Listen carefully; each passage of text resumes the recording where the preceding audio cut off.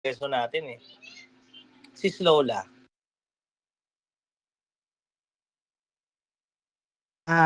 Good evening po mga kapatid. Ayan. Mahirap po talaga na magkaroon ka ng kailangan talaga ng priorities. Yung nagkakaproblema pag hindi mo alam yung priorities mo. Kasi kung ano-ano na lang yung ah, alam niyo yung oras mo, kung ano-ano na lang yung pumapasok. Hindi hindi hindi nagiging consistent, hindi nagiging productive kasi nga parang whatever will be kung ano na lang yung yung yung pagdaan ng oras, gano'n po. Thank you Lord po. Nauna yung mga mga bagay na hindi importante. Amen. Sige. Si Tita Nida. Good evening, Tita. Good evening po, Pastor.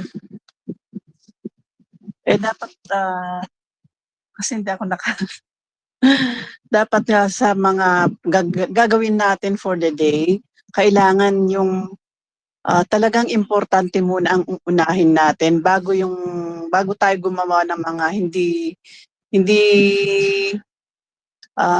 mahalaga sa ating buhay. Uunahin natin yung mas mahalaga. O yung mga big rocks, Tita, na tinatawag. Bago yung Yeah, mga buhangin, bago yung mga maliliit, di ba? mga maliliit. Kasi kung Oo. inuna natin yung mga maliliit, yung mga hindi importanteng bagay, hindi na natin magagawa yung mga mahalagang bagay. Yan. Tama. Thank you, Lord. Yan na po. Sa iba pang mga lesson natin, no? Sister Noems. Yun sa mga structural, ano ba mga problem? Ano bang mga take away natin dyan? Anong tingin? Noemi. Hello, good evening po. Evening, sis. Structural problems dito sa no goals, Pastor. Ang takeaway ko kapag wala tayong malinaw na goals o layunin sa buhay, mas nadidistract tayo eh. Nawawala tayo sa direksyon, nasasayang yung mga opportunity na nakalatag sa atin, at nagkakaroon tayo ng paulit-ulit na problems pag hindi nakaset yung goals natin sa buhay. So, itong goals na ito, pag meron tayo, ito yung nagbibigay ng purpose sa buhay natin, nakakapag-focus tayo, at nagbibigay ng motivation para makagawa ng maayos na desisyon. Mm-hmm. At yung makamit natin yung minimiti natin na goals. Amen. Thank you, Lord. Thank you, Lord. Ayan, si Ruth. Anyan si Ruth eh. Hello, Ruth. Opo, Pastor. Yun po, binigyan nga po tayo ni Lord ng lahat ng 24 hours. So, it is a responsibility na maging good steward ng mga oras natin. And yun nga po, dun sa structural problems, nagiging problema natin yun na wala tayong hindi natin alam yung priorities natin. So, nangyayari, sabog kung ano na lang yung magagawa natin, walang goal, kaya hindi organized. Hindi rin tayo nagse-say no sa mga hindi importanteng bagay. Oo na lang tayo ng oo. Kaya yun yung nagiging problema. Minsan hindi porket busy tayo, productive tayo. Yeah. So, dapat alamin natin kung ano yung mga dapat unahin. Yan po. Salamat sa Diyos. Kasi po, ang gusto talaga natin, siyempre, mabalanse natin yung ating buhay. Alam nyo naman lahat yan. Kayo, may mga trabaho, gawain sa bahay, iba, may mga negosyo. Sa paglilingkod natin sa Diyos, ayaw natin na mapabayaan natin yung ibang area ng ating buhay, no? Gusto natin lahat po ng bahagi ng buhay natin, maging yung pamilya, kalusugan, magkaroon din po ng bunga. Kaya hindi lamang spiritual, no, mga kapatid. Kaya napakahalaga po nung organization ng ating buhay.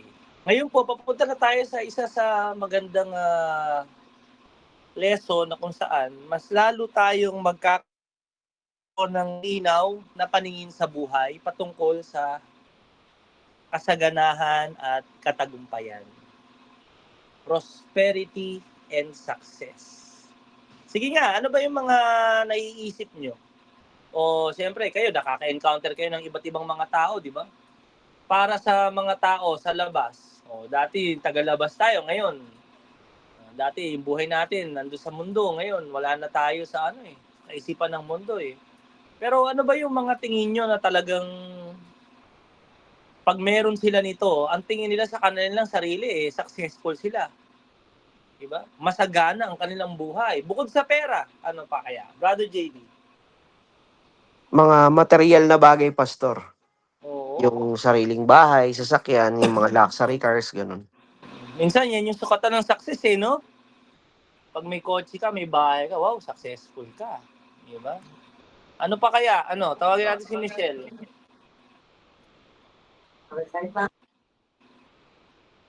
Si Smith. Pagka Pastor, nakakapag-travel sa iba't ibang bansa or lugar po. Alam mo nung bago-bago pa lang ako, wala pa ako kay Lord, no? May mga nakikilala ako, hindi ko alam kung ako lang to baka kayo iba. Pero ako, yung mga nakilala kong nag-abroad ba, nag-ibang bansa, travel man o trabaho, sama parang nagkaroon ng ere sa buhay. May mga ganun ba kayo? Parang ayos parang ang yaabang nito parang kita kapag ibang bansa, ganun. Pero kasi somehow, sa mundo, sukatan yan ng success Diba? Totoo yun. Ano pa? Sister Grace. Kapag marami pong ipon sa bangko, Pwede. Diba? pag may mga Pwede. milyones or bilyones sa bangko. Oo nga. Paano kaya yung mga korap? Si Lord na pong bahala sa kanila. Kita ba nilang successful sila? Hindi po, kasi Sila galing ay sa masama. hinahabol ng batas? Hindi sila nakakatulog? Nagtatago sila? Diba? Hindi no? Pero totoo, somehow, ang kayamanan sa savings ay talagang nagbibigay ng feeling of prosperity or success sa buhay ng isang tao. Ano pa? Namamatay yung laptop ko. In Jesus name. Si Sister Cheng.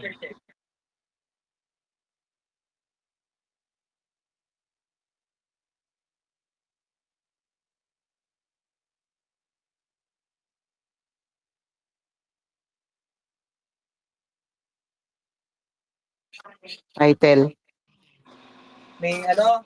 May impluwensya, may kasikatan. Oo. Usually, pag nasa generation natin, yung mga influencer, no?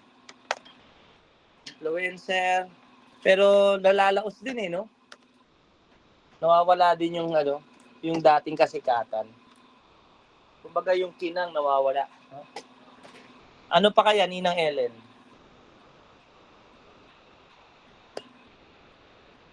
Hello. Kapangyarihan po, power. Power? Pwede. Anong klaseng power yan, Ninang? Kilala sa lipunan. Yan. May kapangyarihan sa lipunan. Ano pa? Minsan sa kumpanya, no? Opo. Kapag may mga tauhan sa komunidad, no? May siyang successful siya kasi may mga tao na nai-influencehan siya. Yung mataas ang Ayun katungkulan. Mataas ang mga katungkulan sa mga tingin nila sa may sarili posisyon. nila. Tingin nila sa makapangyarihan sila Pagkalilawa, CEO ka ng isang malaking company, ganyan. Success nila yun. Tama. Pwede. Brother Eugene, may dadagdag ka pa? Ano ba ang sukatan ng success? Ikaw, nasa mundo ka naman, di ba? May mga, alam mo yung mga kasama mo. Kabiyahe ka ba? Sis Lola, Pag maraming likers, followers, at million followers ka na. ba, grabe yun ah. Oo, no? Pwede. Sa panahon natin ngayon, di ba? Ano yun? Talagang sukatan nyo ng success. Alam nyo, napakahalaga po na hindi ito bago sa atin. Kaya ako po kayo tinanong kasi syempre dapat alam din natin kung ano ang success sa mundo at kung ano ba ang definition ng Diyos sa pagiging successful at prosperous. As we talk about prosperity and success, ang magandang balita, mga kapatid, ang Diyos natin sa ating pag-aaral sa life management, gusto niya rin na magamit natin ng maayos ang lahat ng resources na meron tayo. Kapangyarihan, kayamanan, kung tayo ay pagkabiyayaan ng katanyagan, kasama po yung kaperahan dyan, mga kapatid. Ang gusto ng Panginoon, yung ating mga resources na nanggagaling sa Kanya, yung mga binanggit ninyo, hindi naman po yan masama hanggang hindi yan ang maging Diyos natin. Ang gusto rin naman ng Panginoon, tayo ay maging matagumpay, successful, o tayo ay maging masagana. Okay? Prosperous. So, ano po ba ang measurement ng Diyos sa prosperity? Ano rin ang definition ng Diyos sa success? Mababasa po natin sa Biblia. Pero ang pinakamahalaga na gustong ibahagi sa inyo, bilang mga lingkod ng Diyos, bilang mga leaders in the ministry, ang Diyos gusto niya tayo maging prosperous and successful. Di ba nakakatawa, no? Amen. Lord, salamat po. Dahil gusto niyo kami maging prosperous and successful, pero sa paraan na meron siya. Sa paraan na nais niya na tayo maging prosperous and successful. So number one, God wants us to prosper and to be successful. What does it mean to be prosperous and how can we measure one's success? So letter A, prosperity and success mean many things to many people.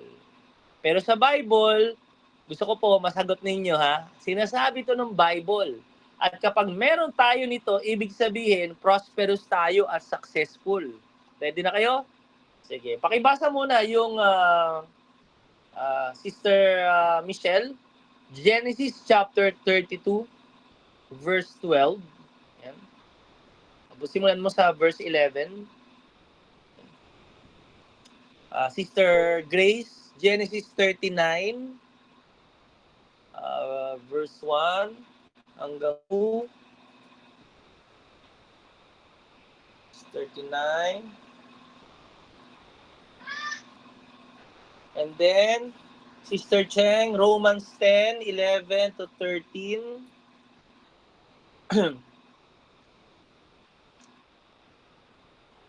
Sister Lola, Ezra. Ezra chapter 6. Ezra 6 verse. Simulan mo sa 13. 14 to 15. 6, 14, 15.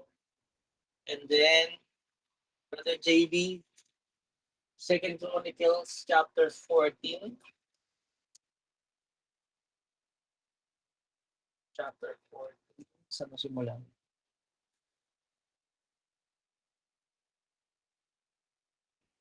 Verse 7. Verse 7. Okay na yan, verse 7. Ano ba yung mga binabanggit ng Bible na kapag meron tayo nito bilang mga servant niya, bilang mga anak ng Diyos, ito yung measurement ng success sa Diyos, mga kapatid. Okay? Hindi naman natin sinasabi na hindi sukatan ng pera. No? Yes, somehow, sa mga tao, yan yon, mga material na bagay. Pero ito yung sinasabi po ng Bible. Tingnan natin kung ano-ano ang mga bagay kapag meron tayo. In the Bible, prosperity and success do not just refer to how much money that we have or do not have. Marami pong ibig sabihin ang prosperity and success sa Bible. Kapag meron ka nito, yan ay tinuturo ng Bible na mayaman ka at matagumpay ka. Sige. Unahin natin Genesis 32. Ayan, Genesis 32 verse 11 to 12. Sabi dito, iligtas ninyo ako sa kamay ng aking kapatid na si Iso. Nangangamba po ako sa pagkikita namin patayin niya kami, pati ang mga babae at mga bata. 12. Nangako po kayo na hindi ninyo ako pababayaan. Sinabi ninyong pararamihin ninyo ang aking lahi, sindami ng buhangin sa dagat. Amen. Yan. So ito po ay sitwasyon ni Jacob. Dinaya niya kasi si Iso, di ba? Gusto siyang patay ni Iso. So maraming taon nang lumipas, magkikita na uli sila. Pero meron siyang sinabi patungkol sa Panginoon na pangako na naging bahagi po ng promise ng Lord sa kanyang tatay, lolo, na si Abraham. Na kapag meron tayo nito, may sinabi si Jacob actually, matagumpay ka at masagana ang buhay mo. Ano yung sinabi niya, sis? Kaligtasan. Sige nga. Okay. Sabi niya, iligtas mo ako kasi papatayin siya Hindi pa yon hindi yon. Ano pa? Basahin mo. Meron siya sinabi. Yung patungkol sa pangako. Sinabi ninyong pararamihin ninyo ang aking lahi, sindami ng mga buhangin sa dagat. So, okay. So, ano yung isang measurement ng success sa yung binasa si Smith? Okay lang? Ano? Yung offspring pastor. Yes. Lahi. So, having godly offspring. Kapag kayo po ay binayayaan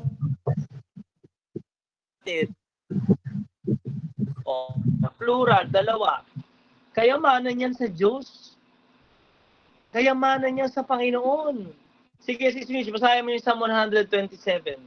God promise of many children always interpreted by the patriarchs, yung mga tatay, Abraham, Isaac, Jacob. Naalala nyo nga, sinabi ni Abraham, sinong magmamana nitong kayamanan na binigay mo sa akin? Pinayaman mo ko, pero wala naman akong anak. Parang kay Abraham, may mga material na bagay siya, pero wala naman siyang anak. Parang hindi kumpleto yung kayamanan na sinasabi. Kaya alam nyo, kung kayo po ay, sige, yung iba naghihintay ng anak. Di ba? Si JB, si Winnie, meron, Sister Grace, meron, hinihintay nila, si Nobi, Sister Noemi, 3. Si Ruth, hindi anak hinihintay, asawa. Brother Hugh, meron, Tita Nida, si Jess, Sister Cheng. Kapag tayo, alam nyo, ibig sabihin, may mga anak tayo, pinagpala tayo ng Diyos. Mayaman tayo at matagumpay ayon sa kanyang salita. Psalm 127. Anong verse, Pastor?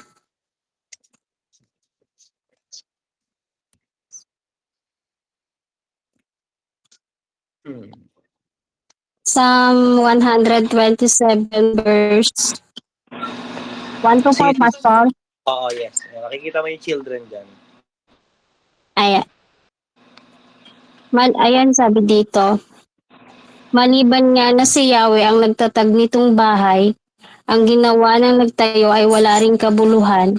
Maliban nga na si Yahweh ang sa lungsod ay gumabay, sa pagmamasid ng bantay ay wala ring saysay. Hindi dapat pakahirap magpagal sa hanap buhay, maaga pa akong bumangon, gabi-gabi kong humimlay. Pagkat pinagpapahinga ni Yahweh ang kanyang mahal, kaloob nga ni Yahweh itong ating mga anak, ang ganitong mga supling, pagpapalang mayroong ang lalaking mga anak sa panahong kabataan, ang tulad ay palaso sa kamay ng isang kawal.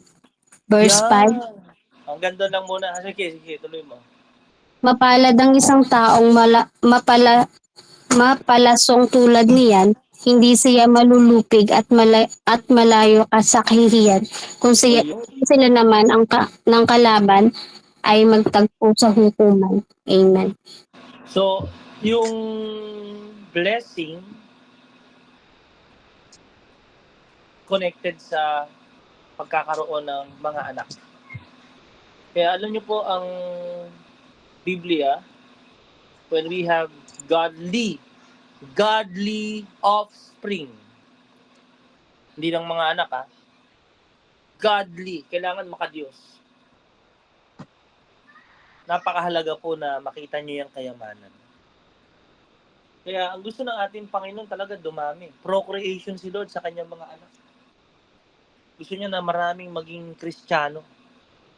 Kaya nga tayo, pag binibless tayo ni Lord, ang gusto natin, dagdagan niyo pa, kaya pa yan. Binibless naman kayo ni Lord, may pampaaral kayo. Diba?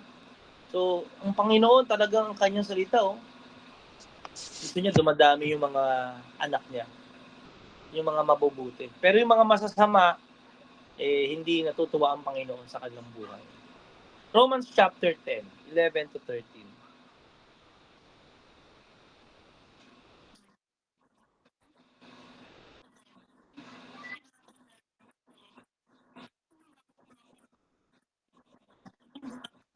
Mm-hmm.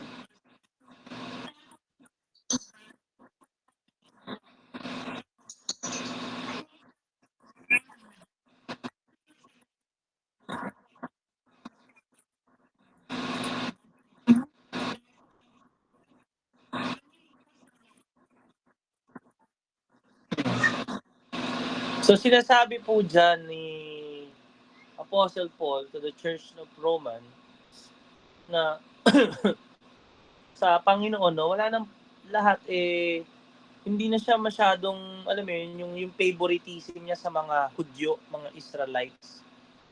Sinasabi niya dyan na dahil kay Jesus, lahat po ng sumampalataya sa Panginoon ay nagkaroon ng kaligtasan. At hindi lamang po kaligtasan, nagkaroon po tayo ng relasyon kay Jesus. Pakibasa yung Genesis 39. 1-2.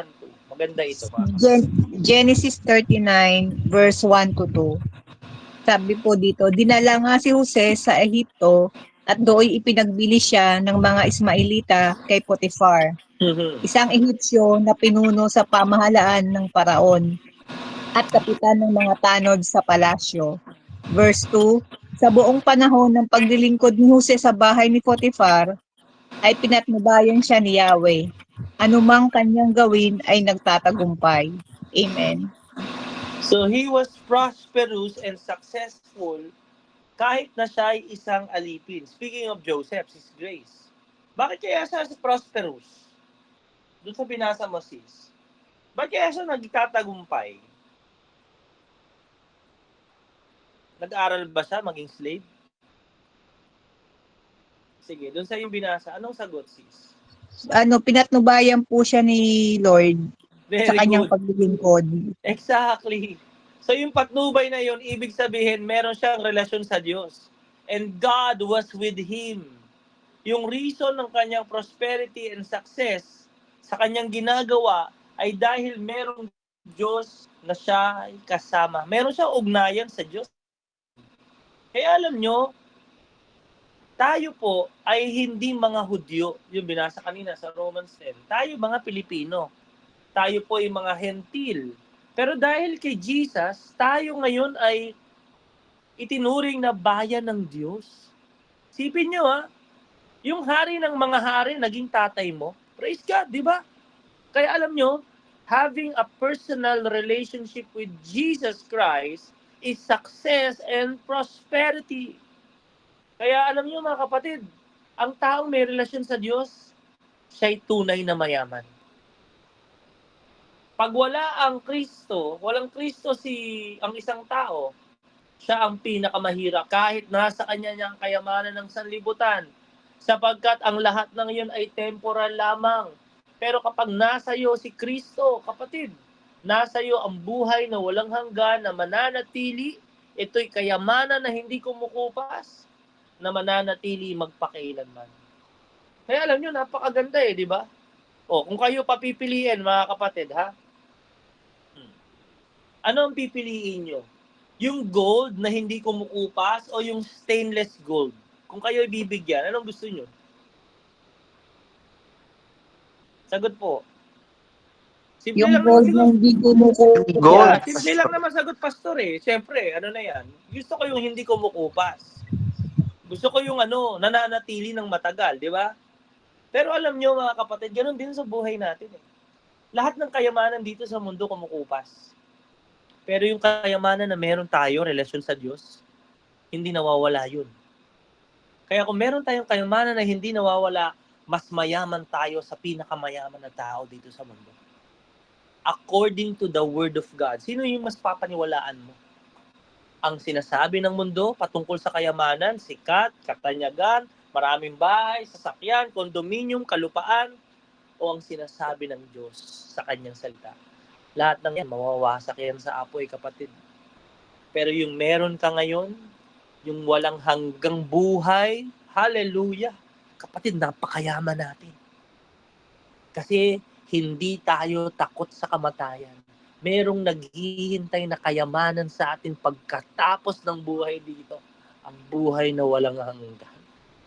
Praise God. Ang tanong, sigurado na ba kayo may buhay na walang hanggan kayo, ha? Hello, Amen. meron ba? Amen. Amen. Sigurado yan, ha? Thank you, Lord. Hindi sa mabuting gawa, hindi sa paglilingkod, hindi sa pag-attend sa church, ha? Kundi dahil sa pananampalataya kay Kristo na binayaran niya ang ating mga kasalanan, na isinuko natin ang ating buhay sa Kanya, tinalikuran natin ang kasalanan. At sumampalataya tayo, siya ang ginawa natin Panginoon ng buhay natin. Kaya, oo, ang standard ng mundo dito, mayaman ka kapag marami kang pera. Pero sa mga Kristiyano, kahit hindi ganun karami pera, may utang pa nga, minsan kinakapos. Kapatid, huwag mong kakalimutan, standard ng mundo yun. Pero standard ng Diyos, kapag tinitingnan ka ng Diyos, kapatid, napakayaman mo. Kasi kung ano yung meron ng Diyos na walang hanggan, meron ka. Praise God. Hallelujah. Ano ang pipiliin mo? Pinakamalaking mansyon, bahay, lupain, o yung buhay na hindi natatapos? Yeah. If you could live your life 120 years dito sa mundo with luxurious life, lucrative life, masayang buhay, lahat ng gusto mo nakukuha mo, pero 120 years lang. 120 years. Pero saktong buhay lang, punong-puno ng purpose, meaning, pero may buhay na walang hanggan, ano ang pipiliin mo? Sadly, ang mundo ang pipiliin yung 120 years. Kasi bulag sila sa katotohanan. Pero ako, ayos lang, Panginoon. Kahit anong naging buhay namin dito, yes, pinagpe-pray namin yan. Pero kung hindi man ibigay, okay lang. Lahat yan mawawala, iwanan ko rin. Pero may naghihintay na kayamanan sa akin na hindi mananakaw, hindi kinakalawang, hindi masisira, hindi kinakain ng mga tanga. Walang hanggang kayamanan sa langit. Ayun nyo, every time kakain kami sa labas, yung mga anak ko talagang lagi nilang tinatanong, napaka-curious talaga nila patungkol sa langit. Dahil nga sa sobrang ganda ng pagkakabahagi natin ng langit sa Kanya. Ang ganda pala doon talaga, Dad. Hindi pa ba tayo pupunta doon? Pero alam nyo, talagang to live is Christ and to die is gain. I understand now the Apostle Paul when he says, may mga pagkakataon sa buhay niya na gusto niya na nga pumunta sa langit. Eh. Kasi ang buhay dito puno ng paghihirap, di ba? Pero sabi niya, nandito ako para sa inyong ikabubuti. Nandito ako para sa inyong maging pagpapala sa inyo. Kaya for me to live is Christ and to die, kung mamatay man, actually pakinabang. Because being absent in the body is being present in Christ. Makasama mo na si Lord. Sure yun. Siguradong sigurado. Ang buhay natin, mayroon pang pagkatapos. At doon nagsisimula ang buhay na walang hanggan. Kaya ako, meron na ako nun. Napakayaman ko na yun yung wala ang mga tao. Kaya the next time na ka sa mundo, the next time na nag-browse ka sa social media mo, nakikita mo yung tagumpay ng mundo, huwag kang masyadong mainggit. Oo, mag-pray ka, maranasan mo rin yun. Pero isipin mo, meron ka na wala sila. Yung buhay na walang hanggan. At yun ay hindi kailanman maikukumpara. Romans 8:18. Ang kahirapan sa mundong ito ay hindi maikukumpara sa kaluwalhatian na naghihintay sa atin pagdating ng panahon. Wala pang matang nakakita, nakaisip kung gaano kaganda, kamangha-mangha ang ginawa, hinahanda ng Panginoon sa kanyang mga minamahal. Sobrang ganda ng naghihintay sa atin. Sobrang ganda. Hindi nga mapaliwanag eh. Kaya ito yung pag-asa natin. Mayaman na tayo ngayon. Maaring hindi sa standard ng mundo. Hindi nila alam yung kayamanan na meron tayo. Magkakaroon ng mga anak, at syempre, pangalawa, magkaroon ng personal na relasyon sa ating Panginoong Jesucristo. Matawag na anak ng hari ng mga hari. Ezra chapter 6 verse 14. Pakibasa kapatid. Ezra 6 verse 13 to 15. Sabi po dito, lubos niyang ipinatupad ni Tatenay na gobernador at sa Setar-Bozenay sorry, pati na ang kanilang mga kasamahang pinuno ang ipinag-utos ni Haring Dario. Patuloy namang nagtrabaho ang pinuno ng mga Hudyo at malaking bahagi na rin ang kanilang nagagawa dahil pinapalakas ng mga propetang sina Hagay at Sakarias ang kanilang loob.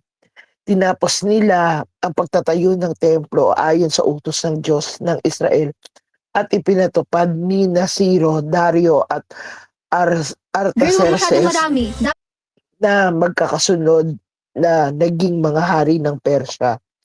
15. Ng ikatlong araw ng 12 buwan sa 6 na taon ng paghahari ni Dario, natapos nila ang pagtatayo ng templo. Amen. Yan. Salamat sa Lord.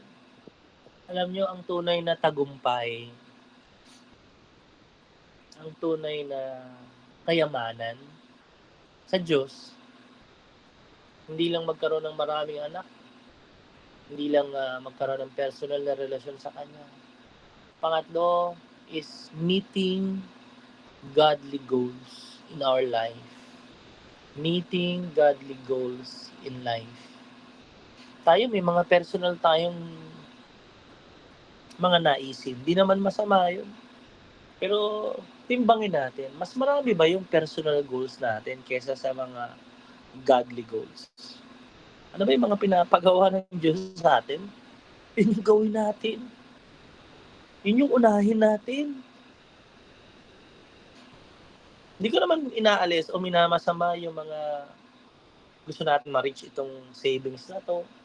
Gusto ko magkaroon ng makarating sa lugar na ito. Nagpe-pray din ako niyan. Nagpe-pray ko rin yan. Gusto ko makalipat sa ganitong bahay. Ganito yung sasakyan. Pinapanalangin din natin, mga kapatid.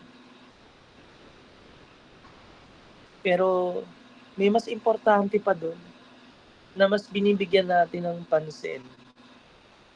Mas pinagtutuunan natin ng oras. Kasi kahit, tingin nyo, isipin nyo, nagkaroon ka ng malaking lupain. Dami mong kayamanan dito. Tingin mo pa papalakpakan ka sa langit. Ganda ng sports car mo ah. Tingin nyo ba pinapalakpakan yun sa langit?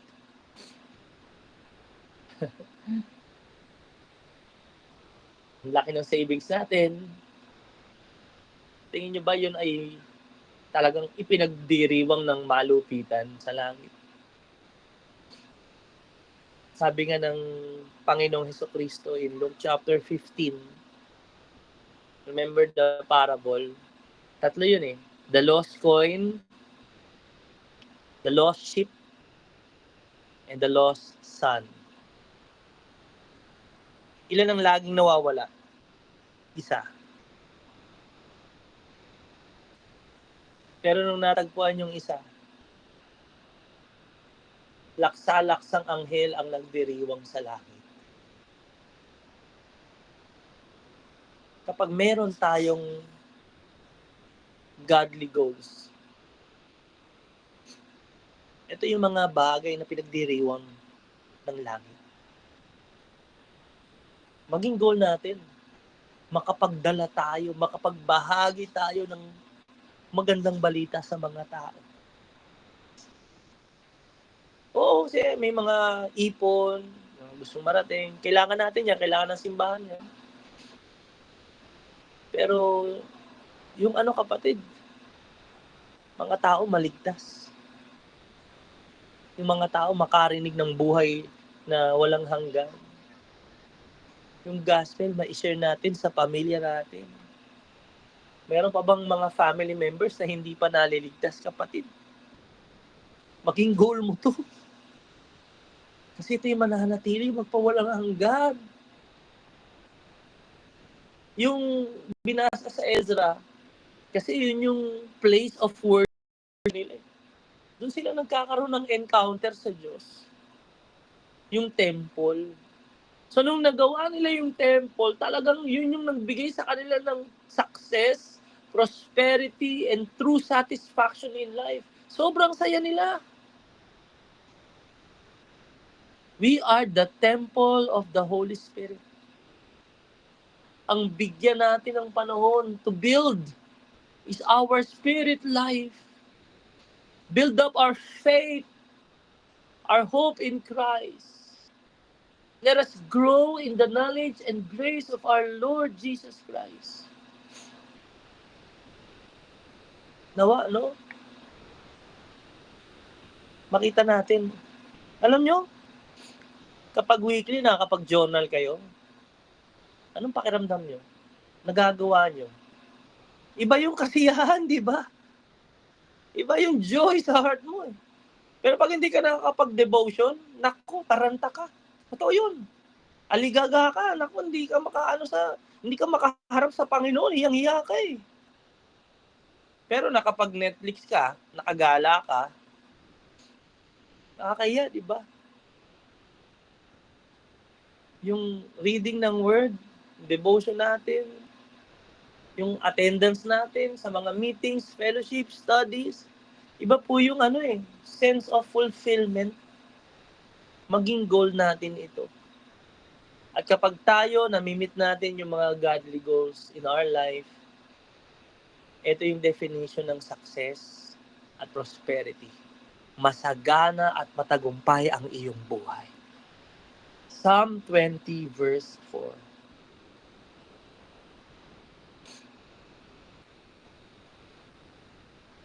Merong reader tayo dyan. Mga awit. Okay, sabi rito, may He grant you according to your heart's desire and fulfill all your purpose. Basahin ko sa Tagalog, mga kapatid. Sabi rito sa ang Biblia version, mga awit 20. Nawa ang nais ng iyong puso ay ipagkaloob niyo sa iyo at tuparin ang lahat ng mga panukaalaman. Ang aking panalangin para sa bawat isa, ma-meet natin, matupad ang mga ninanais ng Panginoon sa ating buhay.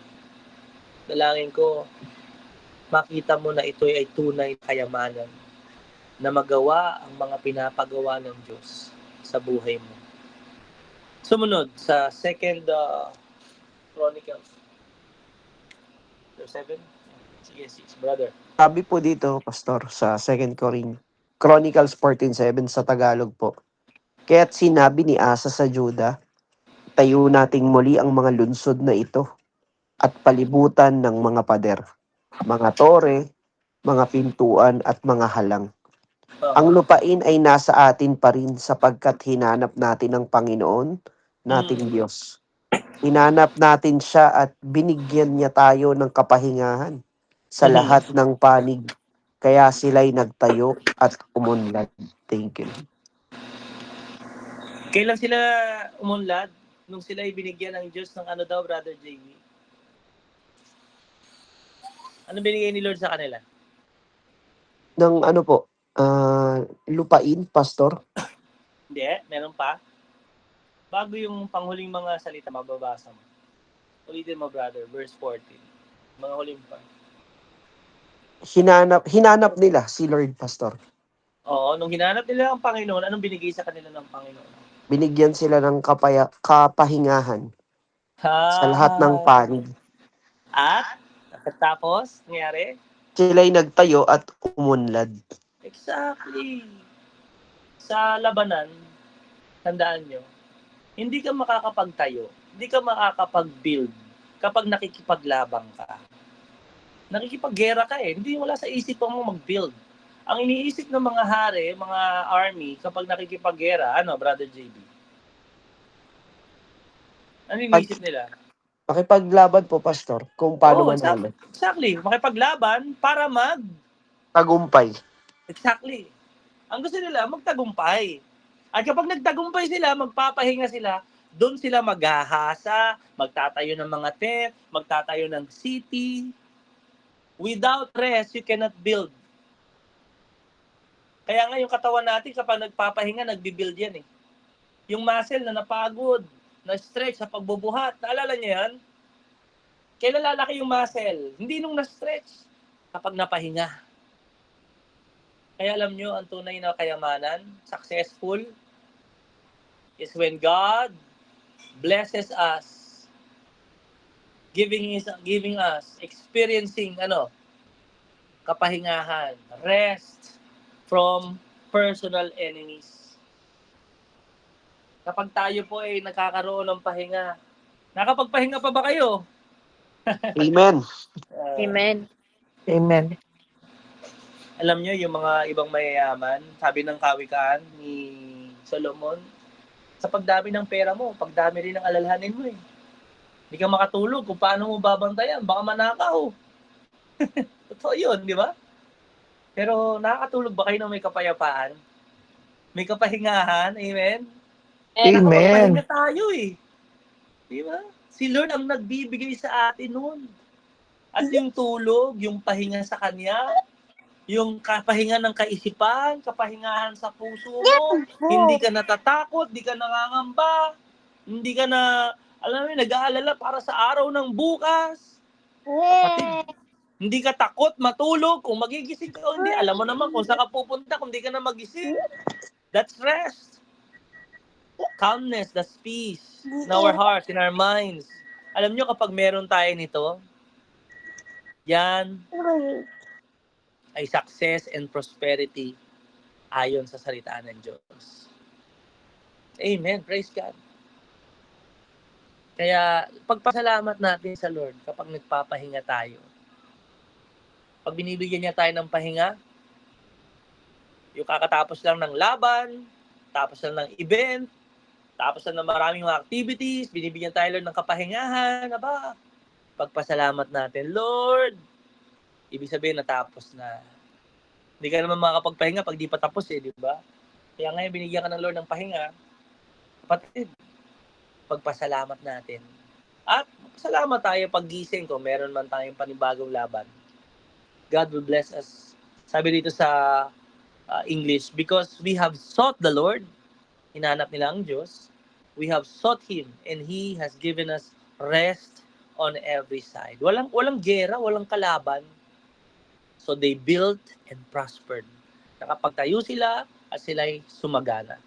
So paano sila makakapagtayo at para maging masagana? Dahil sa kapahingahan na binigay ng Diyos.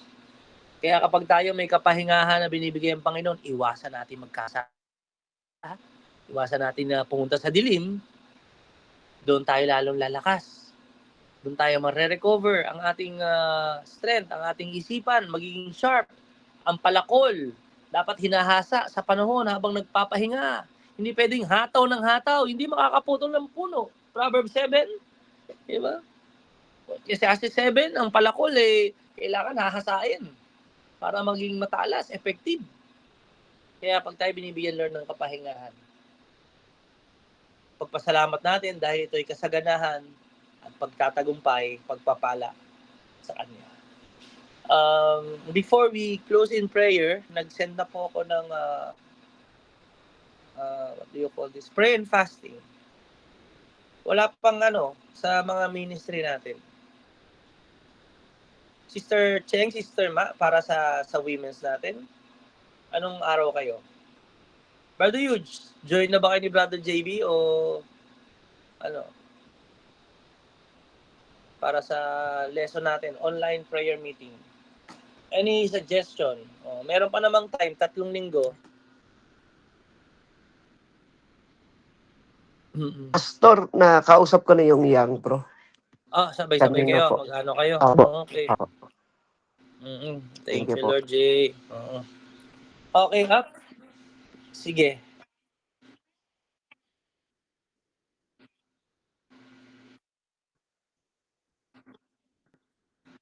Okay. Sige. Mami Ading, wow. Ninang Ellen, sama-sama po. Ano po?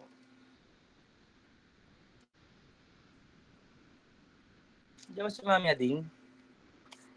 Mami, wala ka? Wala yata si Mami Ading. Tita Nida, Ninang Ellen.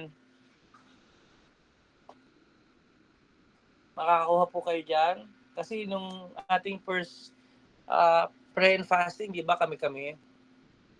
Para mabilis lang. Ay naman, may time naman to prepare. June ano pa yan?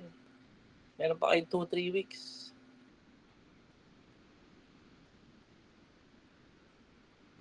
Si Snobby. Hello, Pastor. Brother Huge. Jehoshaphat na lang. Si, 2 Chronicle 20. Oo, iyan naman na lang, paki-PM na lang bro ha.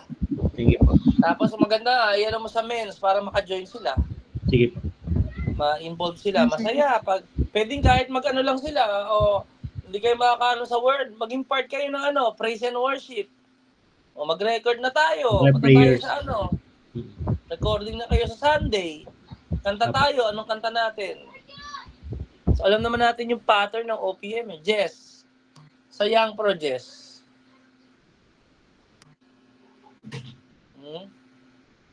Update po natin, ha?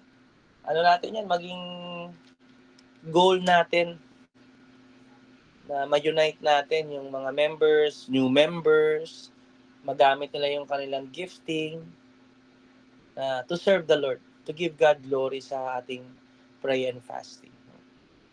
Sige, kahit naman ako, nagle-labor ako ngayon sa paggawa. Si Ruth, pwede rin sa mga kabataan natin. Kung kailangan mo ng help para sa mga dagdag ng insight, pakisend na lang yung script. Ano si Ruth? Kukuha kayo? Ay, maganda, sasayaw kayo. Sis Lola, sa praise and worship natin. Maganda, Sis Ruth, no? Sabi na lang, sis, kung nasa work na siya. Sis Ruth, Sis Lola. Nasa work ka po, Sir. Oo, no? Sige, pa-update na lang, ha? Para, paki-update na lang ng this week para at least mahanda na agad natin. Pastor, ano po, try ko pa prayers pa po kasi pasukan din po eh. Ay, oo nga, no? Tama, pasukan. Sis Rage, sa praise and worship. Sa worship team. Napag-usapan nyo na kung ano? Hindi pa po, Pastor. Kaso po, ang scheduling po kasi dahil may nawala. Is every week na sila. Kumaga wala na kaming na May challenge kayo magsama-sama. Di bale, sige. Kung sinong ma-available na lang sa ibang mga ministry, ha? Okay. Sige. Thank you, Lord.